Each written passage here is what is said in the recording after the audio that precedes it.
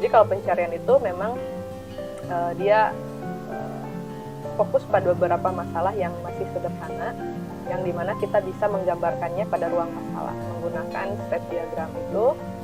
Kemudian kalaupun seandainya permasalahannya sudah kompleks, di mana state diagramnya kita gambarkan itu luas, gitu ya, kedalamannya juga dalam sekali, sehingga memang kita bisa mengambil pilihan yang lain, yaitu dengan menggunakan teknik yang lain, yaitu salah satunya adalah teknik penalaran yang hari ini.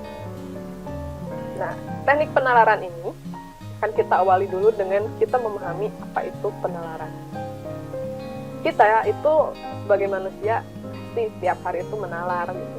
Kalau zaman dulu kan talaran itu sifatnya kalau kita sudah mengingat sesuatu tanpa harus melihat gitu kan ya, zaman dulu mah itu sebutnya talaran. Cuman proses penalaran itu teman-teman tidak seperti itu sebenarnya. Yang disebut dengan penalaran itu adalah bagaimana caranya kita bisa melihat fakta yang ada dalam lingkungan. Nah, jadi lingkungan sekitar kita itu kan pasti ada kejadian-kejadian nyata nih. Kejadian-kejadian tersebut nanti kita ambil, kita terima, lalu kita proses berdasarkan pemahaman yang ada, pengetahuan yang kita miliki, dan kita akan menarik kesimpulan menggunakan logika. Nah, jadi pada saat kita ada kejadian nih di lingkungan kita, terus kita akan menerima inputan pada diri kita, lalu kita berpikir tentang perubahan-perubahan tersebut, lalu kita membuat satu keputusan berdasarkan yang namanya logika ini. Nah, sehingga kita bisa mengerjakan suatu hal. Pada saat kita lapar, pasti kita akan melihat fakta di lingkungan kita. Pertama, lapar. Nah, aturannya, kalau lapar, makan gitu kan. Jika saya lapar, maka saya makan. Itu kan aturan yang ada dalam pikiran kita. Kemudian, untuk bisa memproses aturan tersebut, kita akan lihat kejadiannya. Nah, kita datang nih ke lemari makan atau ke meja makan, ada nggak makanannya gitu kan ya.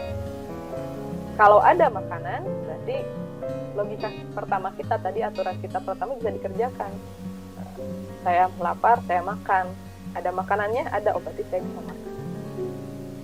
Tapi pada saat sekarang, ibaratnya teman-teman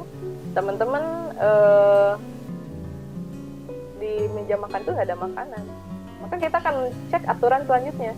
Nah, jika tidak ada makanan, maka saya mencari makanan. Mencari makanan itu apakah nanti kita mau bikin, kita mau beli gitu kan. Jadi pada saat kita beli ada aturannya. Apakah ada uang? Jika ada uang, maka saya beli makanan. Nah, kan terus itu adalah aturan-aturan yang ada dalam atau rule yang ada dalam logika kita.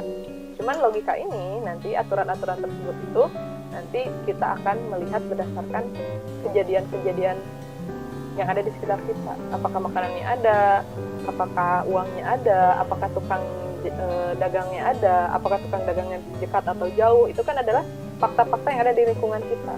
Nah, rule-rule-nya itu berada dalam otak kita, pengetahuan kita, sehingga nanti kita akan memproses rule tersebut menjadi suatu berdasarkan logika kita gitu lah. Logika itu rule itu, dan berdasarkan kenyataan ini, fakta ini, kita bisa memproses rule itu untuk bisa mengerjakan sesuatu. Sehingga memang yang namanya penalaran ini teman-teman pasti bersifatnya logis. Jadi kita akan berdasarkan data. Data itu apa ya? Ini fakta-fakta yang ada di lingkungan kita terima sebagai suatu data. Maka di sini nanti juga pada saat kita melakukan penalaran, pasti kita melakukannya secara analisis. Analisis itu tadi kita menguraikan dulu permasalahannya, kemudian kita menyusunnya kembali menjadi suatu pola. Ya, seperti tadi, saya lapar, saya makan.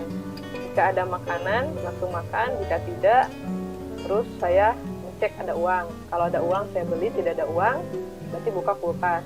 Kalau di kulkas ada bahan makanan, berarti bisa masak. Kalau di kulkas ada bahan makanan, tidak ada uang, berarti kita tidur aja lagi.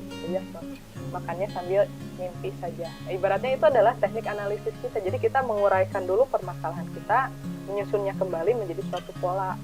Nah, kemudian pasti yang namanya penalaran itu pasti rasional. Kenapa? Karena tadi, itu kita menarik atau kita melakukan sesuatu itu pasti menggunakan fakta.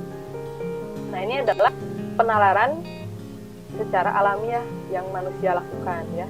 ada dua jenis, ada penalaran yang jenisnya deduktif, ada yang jenisnya induktif.